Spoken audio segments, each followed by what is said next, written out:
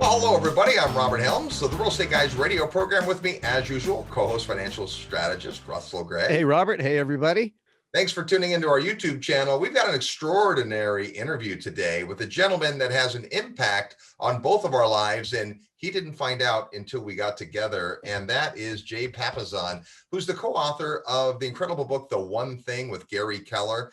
Their relationship goes back a long time in Keller Williams, one of the big and awesome real estate companies around. But Jay's background is in publishing. He and his wife moved to Austin and had a chance to be part of the early days at Keller Williams. And when Gary started wanting to think about getting some books written and some ideas out, Jay was the perfect partner. And boy, we're just super excited to have Jay with us today. Yeah, it's always a great idea to get around big thinkers, people that have had a huge impact, great communicators, people that have found a way to take a complex topic and break it down into very simple terms that people can absorb, understand, memorize, and integrate into their daily habits and their daily activities. On a personal level, this book had a profound impact on me. I think many of our audience know that my wife became terminally ill, or was diagnosed terminally ill, in 2015. We went through a big battle for 4 years with her cancer, and she died in December of 2019, which was tragic. But because of this book, I was able to get very focused about the things that I needed to do in order to reorganize my business life, to spend quality time with her in those final months.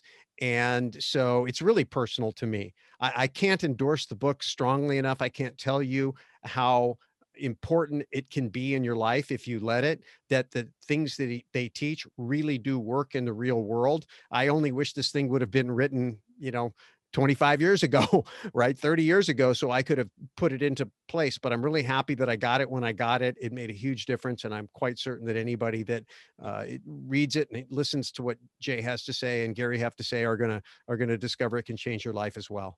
If you've already read the book, you're going to enjoy today's interview because there's some great nuances. If you haven't yet, just be forewarned, you're going to want to run out and get it as soon as you do. The book's called The One Thing, The Surprisingly Simple Truth Behind Extraordinary Results. When we come back, you'll get to meet Jay Papasan today on our YouTube channel with the Real Estate Guys. Welcome back to the Real Estate Guys radio program, now in our 25th year of broadcast, and you've picked a good day to be here. We're talking about more than just real estate. We're talking about how do you get better? How do you be productive? And how do you focus on the things that matter? Our guest today has done an astonishing job of helping clarify a lot of those ideas, and a lot of it right inside of real estate. Let's say hello to best-selling author, Mr. Jay Papasan. Hey, Jay, how are you?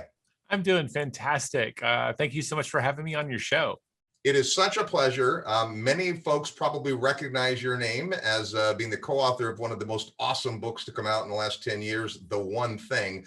Before we get to that, though, what they may not realize is that you have a background both in publishing and in real estate. We got a lot of real estate investors listening. Tell us how you got into real estate. Oh, gosh, I backed into it. I took a job. My wife, I used to work in publishing at HarperCollins. Got married to my wife. We went off and backpacked for like 5 months, quit our jobs, and moved to Austin, Texas without jobs. And long story short, I ended up getting a job as a newsletter writer. There was no publishing here, at a sleepy little real estate company called Keller Williams Realty. I'd never heard of it. Back then, there were 6,700 agents. This was in September of 2001, and only 26 employees. Wow. And I've been here ever since. Now we have about 180,000 associates in 50 countries and are by far the number one. And it's been a rocket ship ride. And thankfully for me, like the founder, Gary Keller, he's like, let's write books together. I'm like, I'm staying. Well, it's been a great success story just watching Keller Williams evolve over the years, a unique kind of business plan, a different kind of vibe. I mean, all that's been really, really cool. And you actually work as vice president of learning, I believe. Is that your title? Yes, it is. I've had many hats over the years. Learning has always been a part of it, whether I'm teaching through writing books, through, hosting events. I've kind of had to run the gambit. And today I get the privilege of leading 3 teams, one that does our book research and helps us with the writing, another team that does all of our video production, and finally our instructional design team.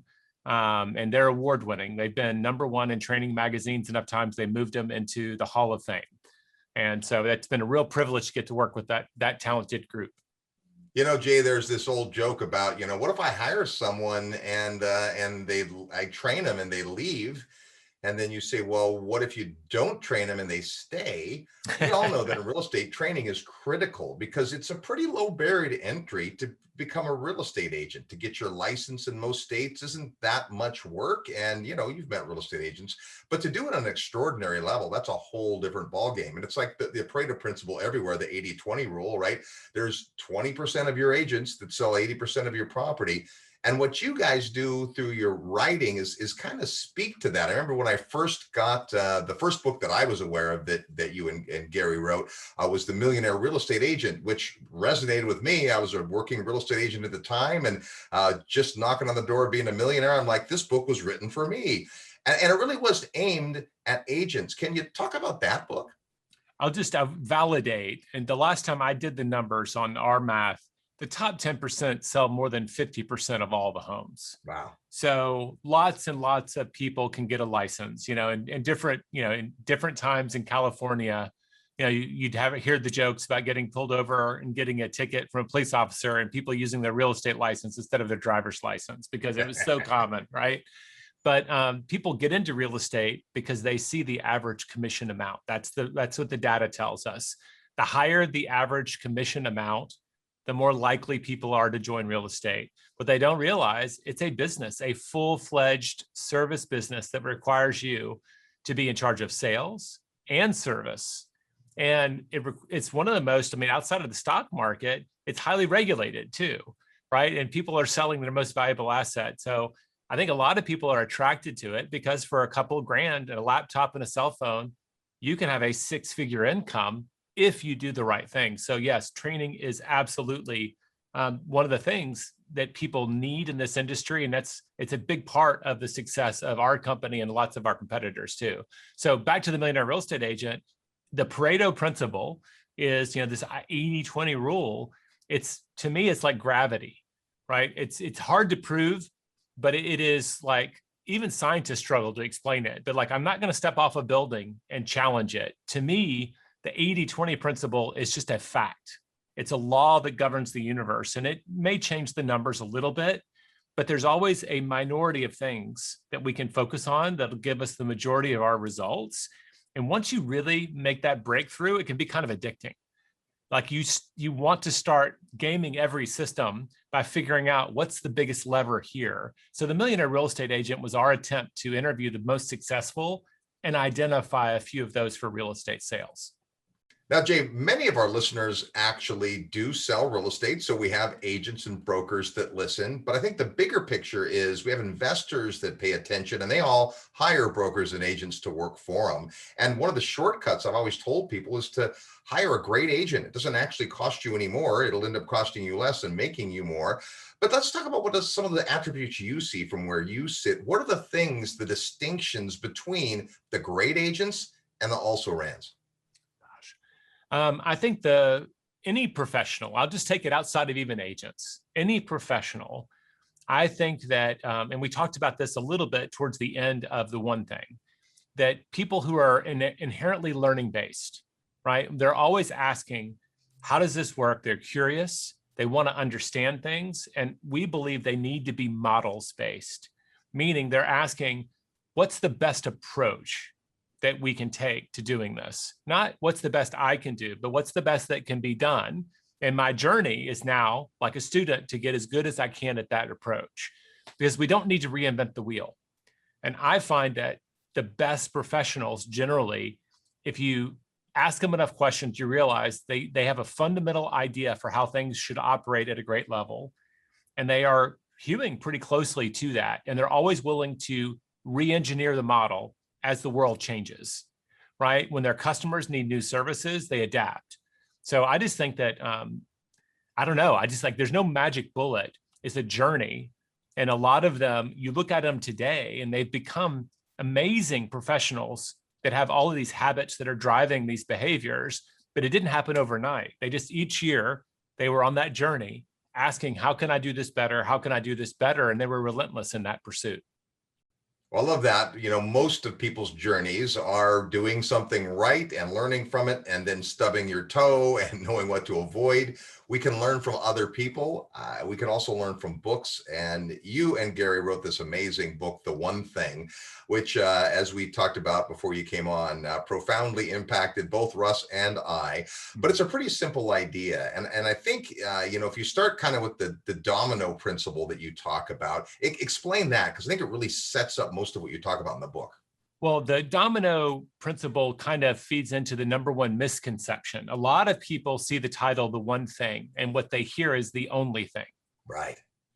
And the reality is the idea of the one thing is knowing where first to put our efforts, where first to put our focus, where first to put our energy. The word priority actually comes from the Latin root of first. So it's a little weird that we have any plural.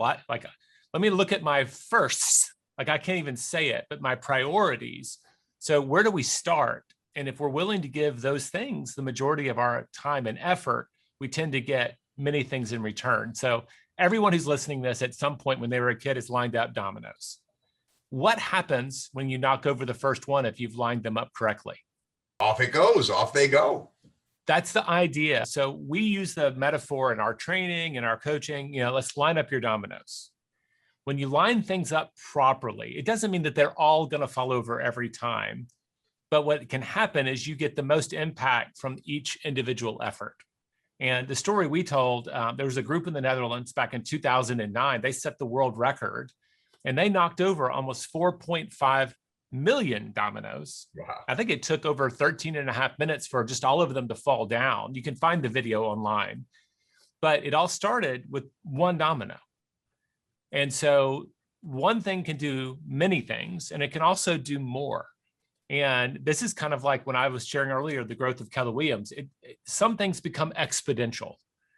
And there was a guy named Lauren Whitehead that discovered that a 2-inch domino can knock over a 3-inch domino, and a 3-inch domino can knock over a 4.5-inch domino.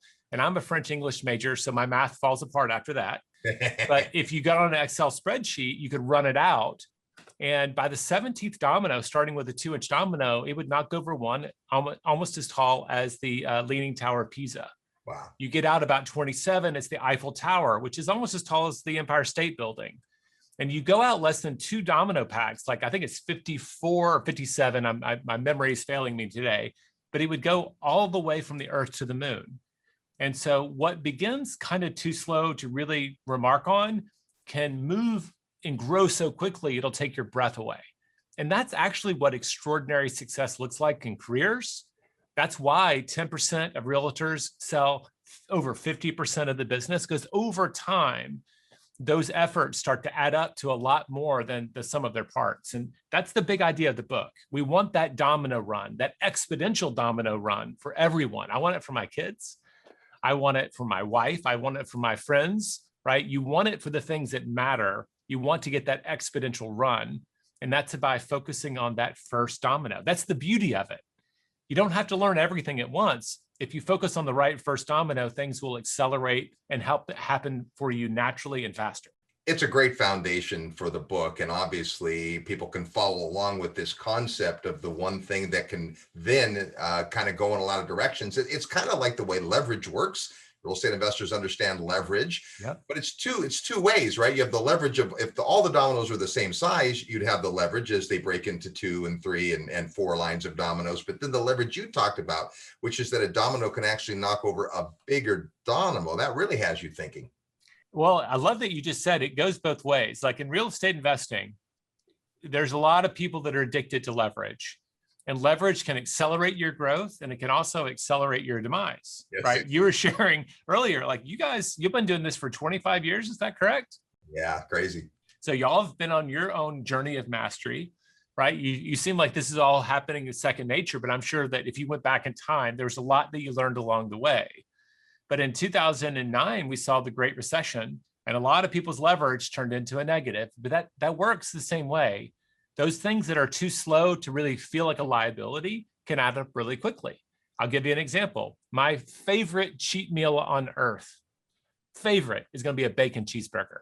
I'm not a sweets guy. You give me savory all day long. A bacon cheeseburger, and frankly, probably with fries and a beer, I'm a very happy man, even if I'm going to feel a little miserable an hour later. Right. But I could do that every day for lunch, and I might gain a few pounds in the first 6 months. And maybe I'll have to trade out my pant size for some sweatpants by the end of the year, right? Some of us went through that with COVID. But you go out 10 years of a bacon cheeseburger habit, and suddenly you see the acceleration, right? Now you're in the hospital, right? And you might even be fighting for your life. So I have fundamentally will break down almost all success. Like if you want the ultimate cliff notes to the one thing, figure out what that first domino is for that thing that matters to you, and then build a habit, a positive habit around doing it. Because when we make something habitual, it takes most of the work out of it. You know, I have teenagers, so we've only just exited the fight, the twice a day battle to get them to brush their teeth. But as adults, right, like we can stumble into the bathroom before we've had coffee and remember to do this thing. It's built into us. It might have been beaten into us by our parents, now that I've been on the other side of that. But what we make habitual is going to happen predictably. It's going to happen consistently, and it happens with less mental or physical effort from us. So this great hack is, how do we apply that to real estate investing? How do we apply that to real estate sales? How do we apply that to our marriage, to being a great parent? That fundamentally is the exercise, and the more you do it, the better you get at it. Well, and a big core concept in the book is the focusing question. We always say, if you want great answers, you have to ask great questions. And the focusing question is an epically great question. Take us through the focusing question and why it's such a great tool. Okay, there's a story. I used to think this was in the book, but it's not. Gary was actually a couple days a month, he would reserve, and he still does today, to coaching the top service professionals in our business, whether they be franchise owners or real estate agents. And he'd spend the whole day one-on-one coaching. And it was one of his ways of staying in touch with what was happening in the market, right? If you're talking to the top 1% every single month, you're always getting a sense of what's going through their mind and what's happening, right? So as a habit, it was very beneficial to him. But he also, that's where the focusing question came from. So the 1 hour coaching call, I don't know if you have a coach, Robert, or not, but I do. Usually you have to end the session, right? The coach, you've shared your goals, and you have to make certain commitments about what you're going to accomplish before the next call. And what Gary discovered is that people would very clearly identify the 3 or 4 things that they absolutely should be doing. And they'd show up the next time having done only a fraction of them. And often the most least likely they were to do was number 1. And it was out of frustration. And these are the top 1%. These are not schlubs, right? These are really strong performers. Yeah. It was out of frustration. He'd be like, Robert, if you could only do 2 things this week, what would they be? And then people would still do 2 and not number 1. And so the focusing question came out of this kind of parental coaching frustration, where he finally said, Robert, if you only can accomplish 1 thing to move closer to your goals this week, what's it going to be? Great. I'm going to ask you about that next week. To his surprise, he would discover everybody now did the 1 thing. And they often did all of the other stuff that they might have listed out anyway. But the barrier was around doing, it's eat that frog, the old quote from Twain. It's often the number 1 thing is the one we all recognize, and it may just not be pleasant. It may not be fun, but we know it's necessary. But knocking it out of the way accomplishes all these other things. So all the way back to your question, the focusing question, that's the birth story. It's got a very unique phrasing. So you ask a powerful question to get a powerful answer. And so we've written it a dozen times in the book, and the back of the book is just a question mark to remind people, what's the 1 thing I can do such that by doing it, everything else will be easier or unnecessary? So to break that down, it's not many things, but what's the 1 thing? You're immediately asking your mind to come up with the number 1 priority. And actually, if you put it that way, most people can get there fast. What's the 1 thing? And it's what I can do, not could, would, or should. Because those could be things that might happen in the future. We want to start with what you can accomplish this week, today, because the results give you a feedback loop and a reward cycle, and it begins this whole process of starting habits. So what can I do such that by doing it just means there's got to be more than 1 domino, everything gets easier or unnecessary. So fundamentally, we were looking for the longest domino run currently available in our lives. And the magical thing is, I was so nervous when we were writing this book. I'd been living with Gary for, working with him really closely since 2002 when we wrote The Millionaire Real Estate Agent. I knew this was one of his superpowers. He was willing, of all the strengths that helped him be who he was to our company and to the industry, he was really good at identifying the top priority and then giving it more focus and energy than anybody else. That was like his superpower. But I was afraid people would ask the question and not know the answer. What I've experienced now, having taught this to tens of thousands of people, is most people do know their answer. And they're just immediately, they ask the question, they might feel a little guilty for not having addressed it because we're all so busy with work and obligations and opportunities that it's very easy to forget to ask, what is our number one priority? Yeah. So that gave me great relief when I found out, okay, this is not a giant mystery to solve.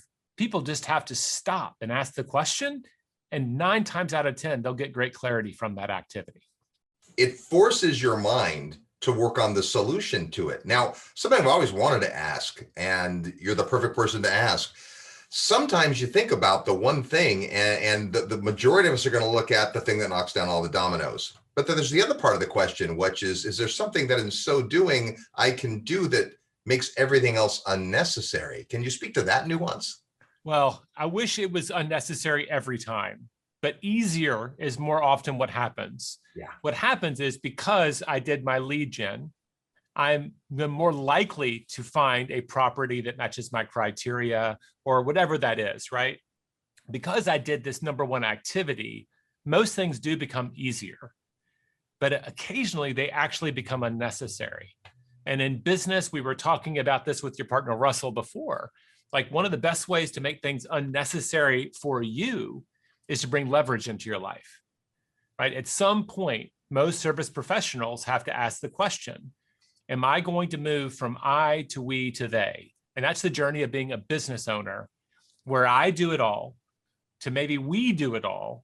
But at some point, they're doing things that you're earning income from without you being there at all. And in a business, that's really scary.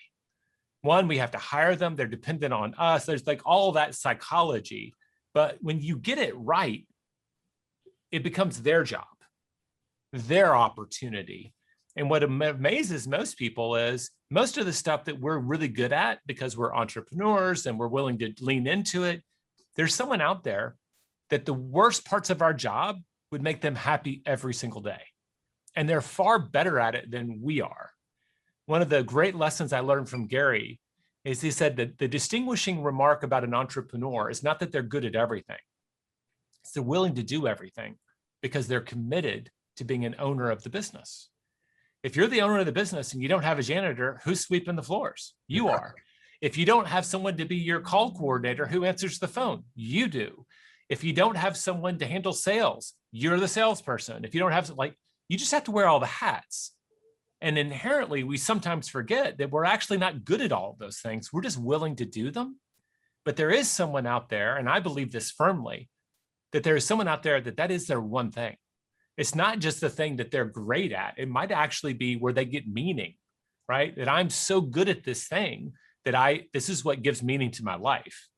And we just can't underestimate that what we might find unpleasant or even distasteful or whatever, there's someone out there that would love that, but we have to earn the right. Our business has to earn the right to bring them on board. I could go down the leverage channel. We could have like 5 episodes because there's so many lessons to be learned. But that is the magic way to make things unnecessary for you. The business still has to get them done, but it's not your job anymore. We are privileged to be talking with the co-author of The One Thing, Mr. Jay Papasan. And Jay, folks are going to love this book if they haven't read it already. Lots of people have, because it is a bestseller, called one of the top 10 books of 2013, I think. It's one of my top 10 books ever. If you've not read The One Thing, you still should run out and get it. Now, you guys have really taken this idea, and there's a One Thing podcast today and so forth. And, we're talking before the break about the focusing question, which makes so much sense. What's the one thing that I can do? And so doing makes everything else either easier or unnecessary. And yet you also talk about in the book the different ways to apply that focusing question to the different areas of your life. Can you speak to that? That is the only page in our book that I have memorized, page 114 of the American hardcover edition. There's no paperback, even though they sell a yellow British paperback in Amazon here. But I can tell you, if you buy the hardcover, it's page 114, and it's the 7 circles. And this was just one of those fun things that we added kind of late to the book. We were just saying, like, well, where is it? This is a very powerful approach to success. And we were musing on how we'd both found success in so many different areas of our life by taking that approach. And when we'd done it, we'd had outstanding success, right? By asking the question and following the answer. And so we just kind of asked the question for us, and I think it's a broadly applicable, but the order of the circles was very reflective of Gary's and my priorities. We just said broadly that if you had 7 areas to apply the one thing approach, first would be spiritual, right? What's the one thing for my spiritual life? If you don't know why you're here, you may be postponing a very big question, right? 2 is what's the one thing for my physical health? If you're going to achieve extraordinary results, it's going to take extraordinary energy over time. And so unfortunately, a lot of the role models we see for big business success are neglecting this, and they pay a price later in life. Yeah. So 1, spiritual, 2, physical, 3 is personal. What's the one thing for your personal life? And personal habits, hobbies, those sorts of things, they're one of the great stress relievers, and people who pursue them live longer, they have fewer heart attacks, and it's kind of self-care, right? This is what we would call it today in today's age. Yep. And the first 3 are all about you. And so a lot of working parents particularly ignore number 3. They've got small kids, they've got a job, they may be raising a spouse and their kids at the same time, depending on their household makeup.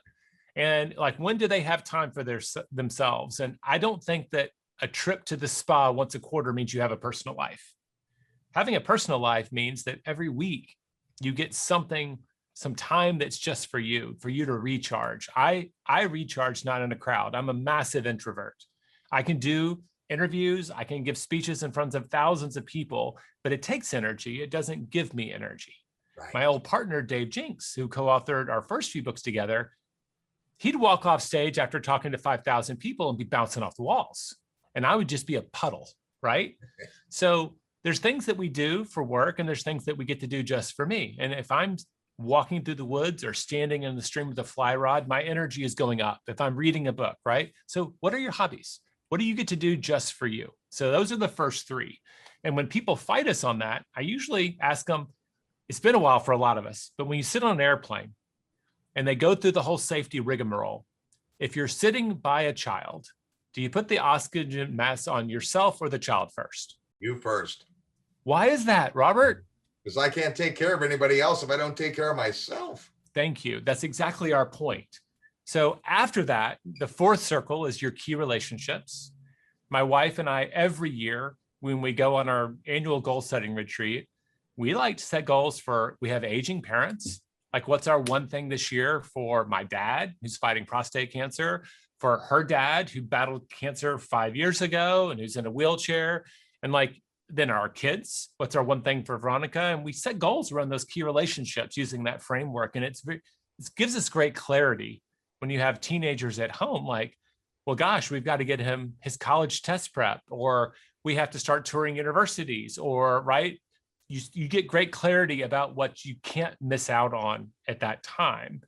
After that, we have the next 2 circles, and these are kind of confusing, Robert: job and business. Right. Gary always looks at writing to the business owner. So we always include that as a business owner, the person rolling, your real estate investing, treat it like a business, right?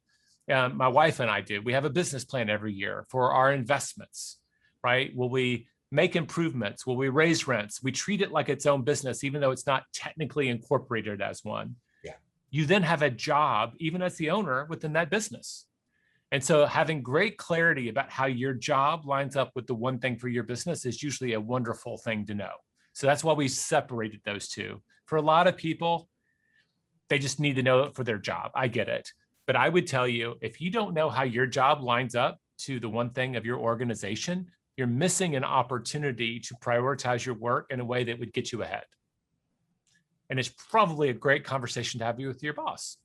Hey, I make widgets. How does that line up with our company's job to sell these widgets? And if you can't make the connection, ask your boss, because that would serve you. And the last circle is finances. It's one of my favorites to talk about because I was a French English major that got to write several books on investing, and I love investing. But if you do those other things, that felt kind of like the last priority. If you had your spiritual life, your physical, your personal, your key relationships, if you loved your job and worked for a business that aligned with you, you'd probably be making your best money, but you wouldn't care if you weren't either. So that's the last one, but it's also an important one because so much of our world relies on finances to make it move. So again, maybe more than you bargained for, but that is like the only page in the book I've got completely memorized because I live it. I've tried to live it, ever since the 2 years before we wrote the book. Our family runs on that page because for us, it covers all the big rocks. Well, I really appreciate that part of it because there's three key things there. First of all, we have varied lives. We aren't just working. We aren't just in a relationship. We aren't just spiritual. We're all of those things, and it covers that. Secondly, it addresses the fact that it's not the only thing, it's the one thing. And in these different areas of our lives, there is the one thing that's going to move the rest of the dominoes, if you will. And then finally, I love that you didn't start with finance. Most people want to start with their job and finance, but to your point with the oxygen mask, you need to take care of yourself first. So great stuff. Now, you're probably thinking, if you haven't read the book, well, I got it. It all makes sense. Jay explains it well, but I'll tell you, there's some really great stuff in the book, like the myths, right? The lies. You have 6 lies you talk about. We don't have time for all of them, but what are a couple of the big lies? Well, the first one, we did try to put them in order. Everything matters equally. Is a lie. And I do think that the fact that most of the world works on a to-do list. A to-do list is very damaging in the long run because it is an excellent keeper of everything that we will eventually want to do, but it lacks one essential ingredient, which is priority. So, we got that book pretty early on, that chapter pretty early on in the book, because if you only got one thing, it's a kind of practical, functional way to start living the book.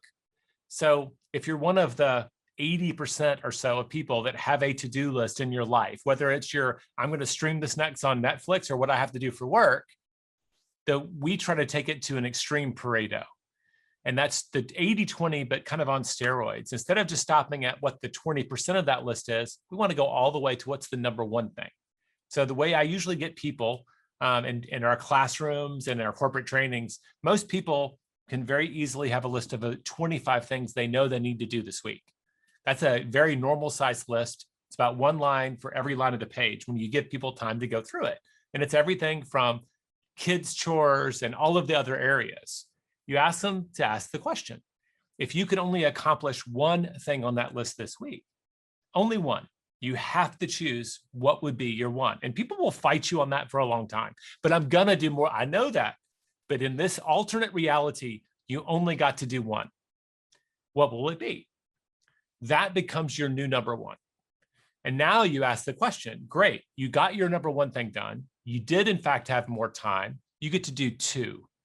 What is the next thing, the second thing that you would cross off this list if you were following the principles, right? What's the one thing I can do?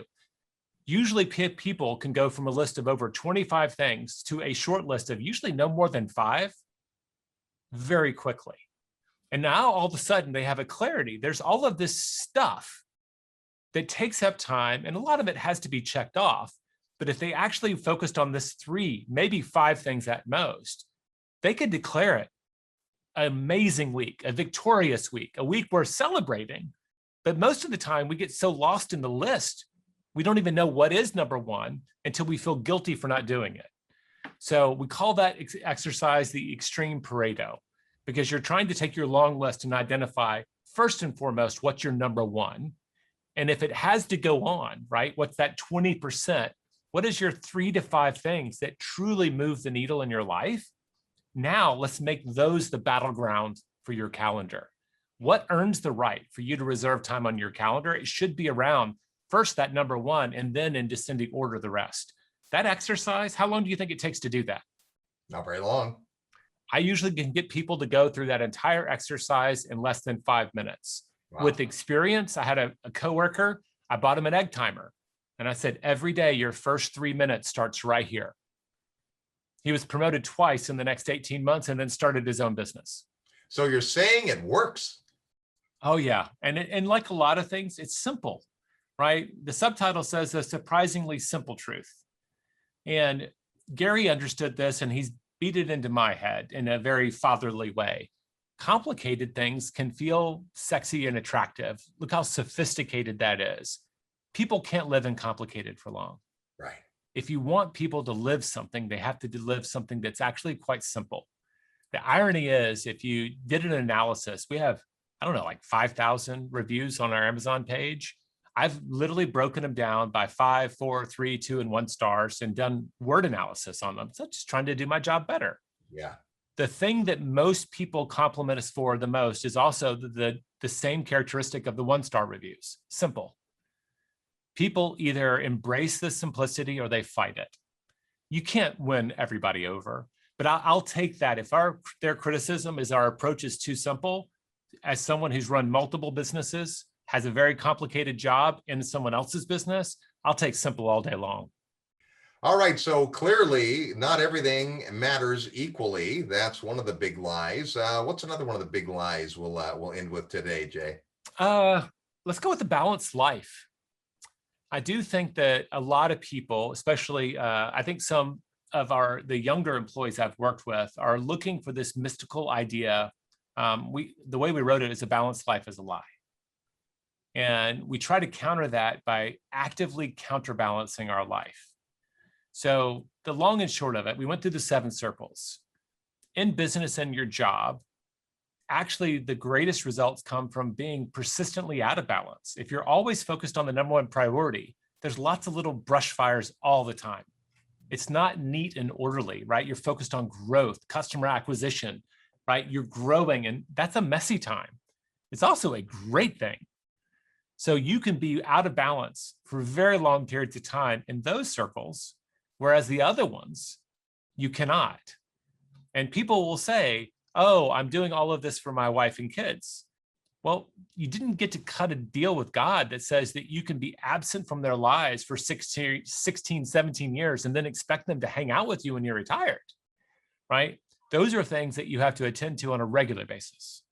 So constantly attending to our health, our spiritual life, right? Our physical health, our personal life.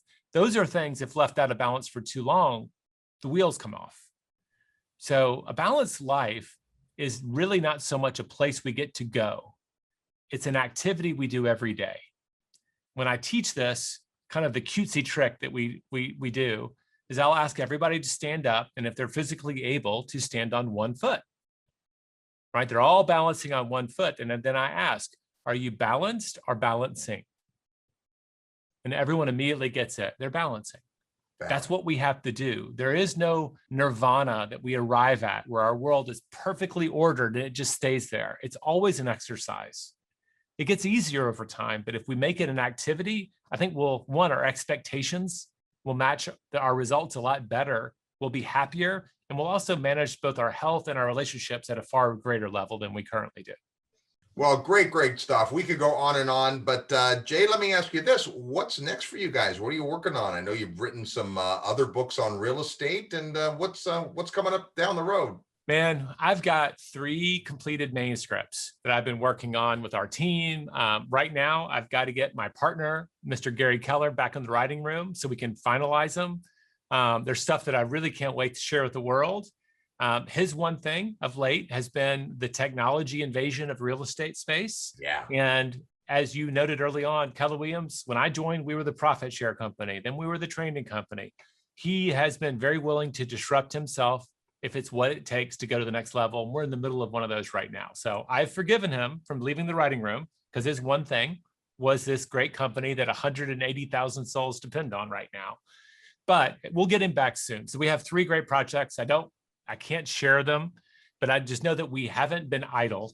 The work is there. We just got to, that last few months, we cut over 200 pages from the one thing in the last 3 months. So that's where the most critical work happens, is where we do that final, call it a spit and polish, but it's actually, what can we cut away from this so we can make it simple again? Because it's so easy to get lost in your own ideas when you're writing a book for 5 years.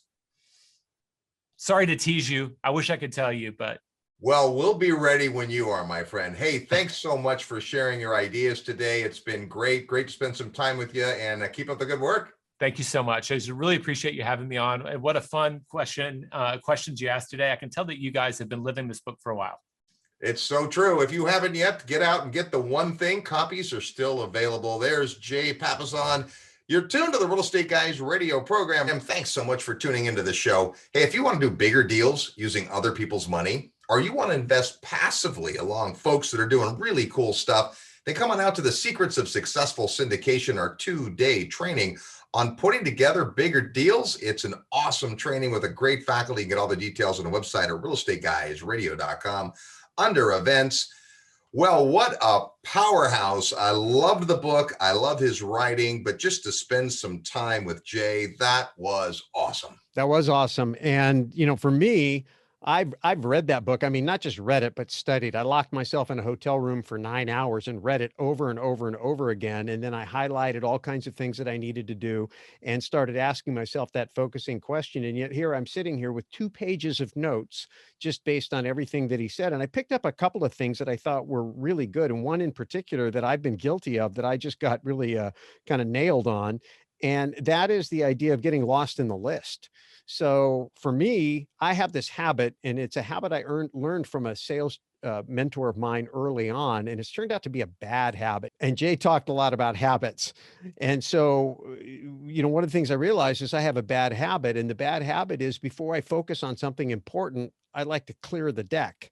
And I clear the deck by dealing with all the little Klingon things that are kind of harassing my focus.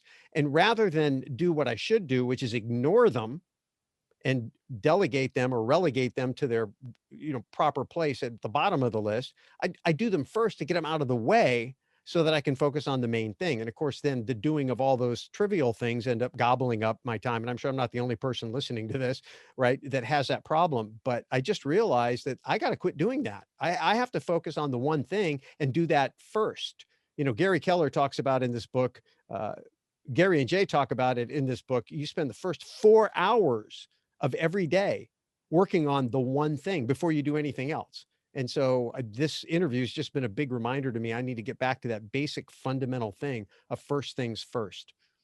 I'm sure if I picked up the book and read it, it would have been impactful, but it came with the weight of these 2 guys that have been involved with Keller Williams since the beginning, and they're one of the predominant real estate companies. It's a great story of growing a business. I think it's why to this day they still have that business focus. And I love the whole idea of treating your real estate investing business as a business. I mean, we've been talking about that for years, but it's such a critical thing. Real estate investing isn't just something you occasionally do on the side. The best and most successful investors we know, even if they don't have huge portfolios, they're successful because they treat it like a business. Absolutely. Absolutely. And I think one of the other couple of things he said that I thought were great. One is that he's got a coach. And I thought, wow, that's pretty important. I mean, we do mentoring, but I think that you need to be a coach and have a coach. And so, I have people that speak into my life, but I probably want to up my game on that. But the one thing that I thought that I got out of this that was really interesting that wouldn't have happened, you can't get it in the book, was him just telling the story about how he got in the position he's in. And we say all the time when we're promoting events, especially the summit, that just one relationship, one idea, one opportunity can change the entire trajectory of your life. The day I walked into your seminar and met you changed both of our lives and many lives since. And I heard how Jay, was in the position of having a writing background, but not really fulfilling that role in the Keller Williams organization early on. And Gary had a problem. And Jay offered his assistance, and that one offer to help, to bring something to the party that wasn't even something he was necessarily hired to do, changed the entire trajectory of what Jay's career turned out to be, but also the impact that Gary Keller was able to have by sharing his great ideas with the help of a gifted communicator like Jay, and how many millions of lives have been changed because that partnership came into existence, just because Jay was willing to extend the offer of help to somebody. So you just never know when that person is going to show up in your life or when you're going to be that person. One relationship can truly change your entire career and the lives of many, many other people.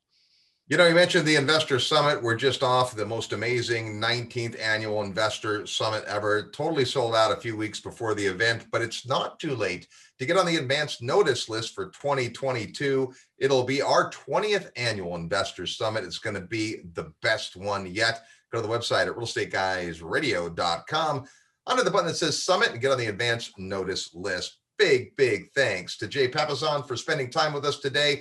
If you haven't read The One Thing, your one thing is to make that happen this week. Until next week, go out and make some equity happen. Before you go, 3 things. Number 1, subscribe. When you subscribe, you build up our subscription base, and that helps us reach more people. But even more important, it helps us attract great guests and subject matter experts to share their ideas and information with you. Number 2, click that notification bell to make sure that when we do post a new video on this hot topic, you're notified right away. And number 3, share. Please share this information with friends. Help them get on board this bus. Help them protect and preserve their wealth to take advantage of what's going on in the world today. All right. Thanks so much, and we'll see you in the next video.